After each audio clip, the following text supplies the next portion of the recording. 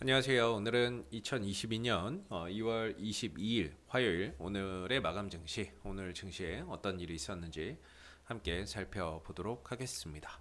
자, 역시나 네 가지 단락으로 나눠서 하나하나 살펴볼 거고요. 영상 말미에는 향후 관심을 가져볼 만한 일정이나 관련 종목 또는 관심 종목군들은 어디에 두고 가면 좋을지도 함께 이야기 나눠보도록 하겠습니다.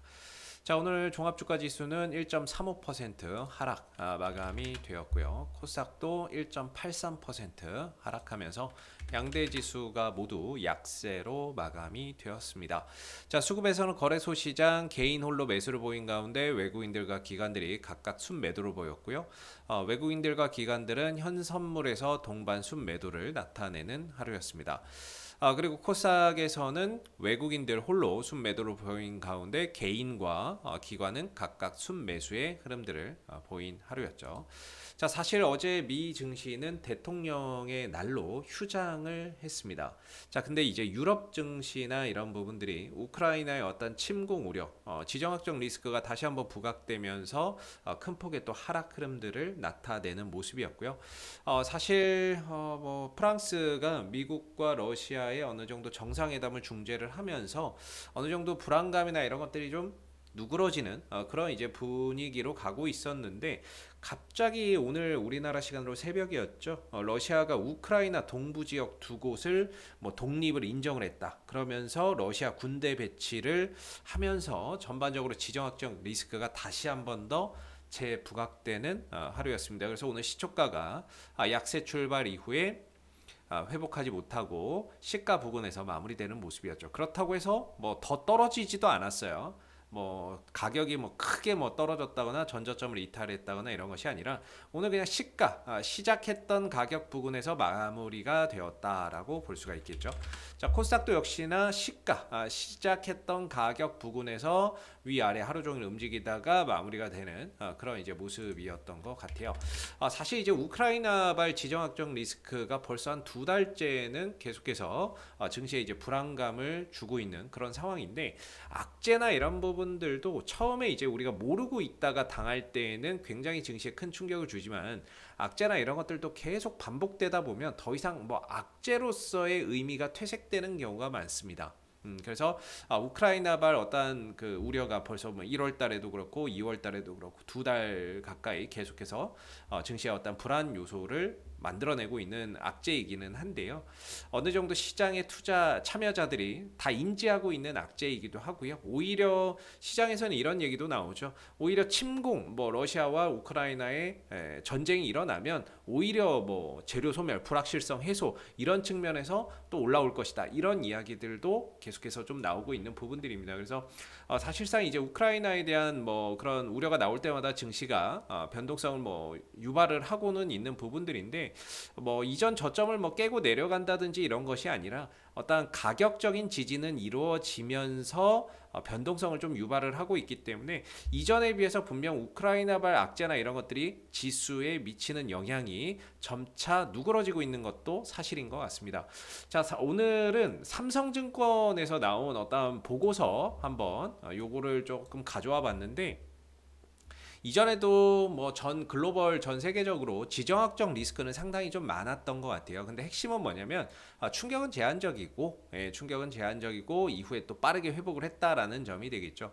과거에 어떤 사태가 있었냐? 뭐 9.11 테러도 있었고 이라크 침공, 마드리드 테러, 파리 테러, 미중 갈등, 북핵 위협, 시리아 긴장, 이번에 이제 우크라이나 사태까지 다양한 어떤 지정학적 리스크가 존재를 했습니다. 근데 이 밑에 어떤 그래프나 이런 것들로 보시다시피 그런 위기가 있을 때마다 뭐 출렁이지만 결국에는 또 빠르게 회복을 하고 출렁이지만 또 빠르게 회복을 하고 또 출렁이지만 빠르게 회복을 하는 흐름들이 있었다라는 거죠. 결국에는 이번 이 우크라이나 사태나 이런 것들도 이 불확실성이 언제 해소된다 시점과 시기를 정확히 예측할 수는 아마 없을 겁니다. 그러나 이전에도 그랬듯이 결과적으로 이 불확실성이 계속되지는 않을 거고요. 또 증시나 이런 부분들은 빠른 시간 내에 또 회복이 되거나 이런 이제 모습을 보일 가능성이 높다 이렇게 봐야 되겠죠. 그래서 이제는 어떤 이런 사태가 터졌을 때 뭐 보통 한 달 뭐 전후로 대부분 좀 회복이 되거나 뭐 오래 이렇게 지속됐던 경우는 없기 때문에 증시나 이런 부분들도 점차 이제 우크라이나에 대한 어떤 지정학적 리스크에 벗어나서 점차 이제 회복이나 이런 부분들을 또 이어나가지 않을까 이렇게 또 생각이 듭니다. 그래서 뭐 결국에는 또 시간이 지나면서 증시는 또 회복이 되거나 올라올 수 있는 부분이기 때문에요. 뭐 또 긴 안목을 가지고 본다라고 한다면 뭐 전혀 지금 상황에서 그렇게 또 불안감을 크게 느낄 만한 그런 이제 구간은 아니지 않나라는 생각도 듭니다. 그래서 저는 개인적으로는 뭐 쌍바닥의 그림 이후에 점진적으로 회복하는 그런 이제 관점을 보고 있고요. 그리고 뭐 기술적으로는 1차적으로는 이전 어떤 이제 이 구간을 지켜내기만 하면 저는 뭐 크게 문제될 거 없다라고 보고 있거든요. 뭐 2680짜리나 2610짜리나 이 구간의 이전 저점에 어느 정도 지지를 받고 있는 자리이기 때문에 이 구간을 크게 훼손하지 않고 이탈하지 않는다면은 점진적으로 우크라이나 사태도 좀 누그러지고 내일 또 미국하고 러시아하고 외교 장관 회담이 있어요. 거기서 또 분위기가 또 누그러질 수도 있는 부분이기 때문에 또 좋은 소식이 또 들려오면서 회복이 나오기를 또 기대를 해봐야 되겠죠. 그래서 일단은 이전 저점의 어떤 지지 여부만 잘 이루어지면 크게 뭐 우크라이나발 지정학적 리스크는 점차 해소되지 않겠나 싶고, 코스닥도 역시나 이제 850짜리의 어떤 지지 라인이 잘 형성되어 있기 때문에 점차 여기서 이제 쌍바닥을 찍고 돌려나가는 그런 이제 모습들을 점진적으로 우리가 좀 기대해봐도 좋지 않을까 싶습니다. 자, 오늘 업종별 동향을 한번 보겠습니다. 오늘 시장은 대다수의 종목군들이 좀 약세를 보이는 하루였죠. 뭐 특별하게 올라간 종목을 찾아보기가 사실 어렵습니다. 코스닥도 마찬가지죠. 업종별 크게 뭐 상승한 종목을 찾아보기는 어려울 것 같고요. 오늘 증시가 좀 안 좋아서 대다수의 종목군들이 좀 약세를 보이는 하루였다라고 보시면 되겠고, 오늘 뭐 외국인들 기관들이 전반적으로 또 수급에서 매도를 보였기 때문에 강하게 매수를 해준 종목을 찾아보기도 사실 좀 어렵습니다. 자, 오늘 코스피에서는 외국인들 100억 이상 산 종목 삼성전자, SK스퀘어, 하나금융지주, 삼성전기, 삼성바이오로직스 정도만 강하게 좀 100억 이상의 매수를 해주는 모습이었고요. 반대로 이제 LG화학이나 LG에너지솔루션, 하이브, NC소프트, SK하이닉스 순으로 100억 이상의 순매도를 보이는 모습을 나타냈습니다. 자, 기관 같은 경우에는 오늘 코덱스 200 선물 인버스 곱하기 곱버스죠. 곱버스를 가장 또 많이 사들였고, 하이브, 타이거 200, 한국콜마, 코덱스 인버스, 페노션, 셀트리온 순으로 100억 이상의 순매수를 나타내는 모습이었고요. 반대로 삼성전자, 코덱스 레버리지, 네이버, 삼성화재, LG화학, SK이노베이션, 삼성 SDI 순으로 순매도의 흐름들을 나타내는 모습이었습니다. 자, 코스닥도 한번 살펴볼게요. 코스닥은 오늘 외국인들 LNF 100억 이상의 순매수를 나타내는 모습이었고, 나머지는 이제 GSE, 위메이드, 파인테크닉스 순으로 순매수를 보였습니다. 반대로 이제 매도한 종목은 컴투스홀딩스, JYP엔터, 에디슨 EV, 히림 순으로 매도를 좀 나타내는 하루였고요. 기관도 오늘 100억 이상 산 종목 LNF입니다. LNF, 에코프로비엠, JYP엔터, YG엔터, 뭐 2차 전지 관련주하고 그 다음에 엔터주를 기관들은 또 쓸어 담는 모습이었죠. 반대로 이제 바이오 FDNC나 컴투스홀딩스, 위메이드 순으로 기관의 순매도가 이어지는 오늘의 좀 하루였다라고 볼 수 있을 것 같아요. 자, 오늘 증시의 어떤 특징주들은 또 뭐가 있었는지 한번 살펴보도록 할게요. 역시나 이제 러시아와 우크라이나의 지정학적 리스크가 높아지니까 여기에 따른 어떤 수혜주들이 오늘도 강세를 보였죠. 대표적인 거 뭐 GSE 상한가를 들어가면서 급등세를 보이는 모습이었고요. 그다음 뭐 대성에너지 이 종목도 오늘 급등세를 만들어내는 모습이었습니다. 대체적으로 에너지 관련주들, 식량 관련주들이 강세를 보인 하루였다 이렇게 보시면 좋을 것 같고요.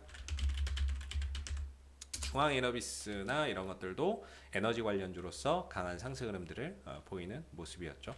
반대로 이제 농업 관련주 중에서는 뭐 효성 OMB나 이런 종목들이 강한 상승 흐름들을 보였고요. 팜스토리나 이런 종목들이 강세 흐름들을 나타내는 하루였습니다. 그리고 뭐 이 정도였던 것 같고, 그리고 오늘 애플의 자율주행차 이슈, 애플카 이슈가 조금 시장에 부각됐던 것 같아요. 그래서 유니트론텍이나 이런 종목들이 장중에 강세 흐름들을 나타내는 모습이었고요.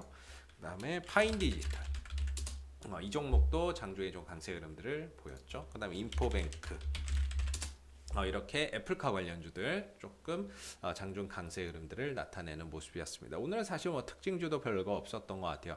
그냥 우크라이나와 러시아의 지정학적 리스크에 따른 수혜주들 이런 쪽이 상대적으로 좀 강하게 흐름들을 나타내는 모습이었다 이렇게 봐야 되겠죠. 자, 그렇다면 이제 우리가 앞으로 어떤 또 일정들 또는 여기에 따른 종목군들 뭘 봐야 되는지 그런 부분들도 하나하나 좀 체크를 해보도록 할게요. 자, 최근에 이제 이야기 나오는 부분들 중에 하나가 뭐냐면 영국에서는 이제 코로나 자가격리 폐지를 곧 발표한다 이렇게 이야기가 나오고 있습니다. 이제는 코로나가 있어도 뭐 방역 규정도 폐지를 하고 자가격리도 폐지를 하고 우리나라도 점차 완화를 시키고 있죠. 여기에 따른 리오프닝 관련주들, 뭐 카지노 관련주들부터 시작해서 호텔 관련주들, 그다음에 항공주들, 뭐 두루두루 우리가 좀 살펴봐야 되는 부분인데 여행주부터 최근에 화장품주들까지도 강하게 상승 흐름들을 보이고 있죠. 자, 우리가 리오프닝 관련주들 중에서 좀 안 올라온 게 뭐가 있을까라고 생각을 해봤을 때 좀 찾아보니까 렌터카 업체도 한번 좀 보시면 좋을 것 같습니다. 우리가 여행을 가면 차를 렌트하죠. 그래서 렌터카 업체도 좀 보시면 좋을 것 같은데 찾아보니까 좀 K카라는 종목이 좀 눈에 띄었던 것 같아요. 최근 시장이 안 좋은데도 불구하고 시장 대비 강세 흐름들을 좀 보여주고 있는 모습이고 최근에 저는 이제 우크라이나 사태가 좀 완화가 되고 나면 순환 매장이 온다라고 보거든요. 순환 매장이 올 거고 거기서 이슈가 있는 종목들이 좀 더 강한 상승을 보일 텐데 대체적으로 올라오는 종목들의 패턴은 저는 쌍바닥 그리고 올라오는 종목들이 많을 거다라고 보고 있습니다. 그래서 낙폭과대 쌍바닥 21선 위로 올라가서 지지받는 종목들을 우리가 주목할 필요가 있다라고 보는데 K카 같은 경우도 고점 대비 지금 30% 정도 빠져 있는 상황이고 그리고 바닥을 한번 찍고 들고 누르고 돌리면서 쌍바닥을 지금 찍고 있는 상황이죠. 그러면서 21선 위로 올라가 있고 21선의 지지를 받고 있는 그런 상황입니다. 그래서 리오프닝 관련주들 당연히 이거 말고도 더 좋은 종목들이 많이 있겠지만 우리가 이제 올라간 것을 보는 것보다는 아직 안 올라간 것 중에서 향후 올라갈 만한 종목들을 좀 찾아내는 것도 중요하다라고 생각을 하는데 이렇게 해서 K카 같은 경우도 쌍바닥 찍고 21선 위로 올라간 만큼 리오프닝 관련 수혜주로서 한번 관심 있게 좀 볼만하다라고 생각이 들고요. 이런 종목들의 전략은 기본적으로 이전 저점에 손절가 잡고 가는 부분들이 될 것 같고요. 21선에서 조정받을 때 21선 부근에서 반등을 기대하면서 매수의 관점으로 좀 볼 수 있는 자리가 아닌가 싶습니다. 그리고 손절가나 이런 것들은 이전 저점 자리에 좀 잡아놓고 대응을 이어나가는 것도 좋은 방법이 될 것 같고요. 그리고 항공주들도 괜찮은 것 같아요. 뭐 차트상으로는 TA 항공이나 이런 것들도 좀 좋은 모습인 것 같은데 사실 이전에 이런 자리가 저항 자리였거든요. 예, 무너지고 올라갈 때 저항받았고 무너지고 올라갈 때 저항받았고 무너지고 올라갈 때 저항을 받아야 되는데 뚫고 올라가 버렸습니다.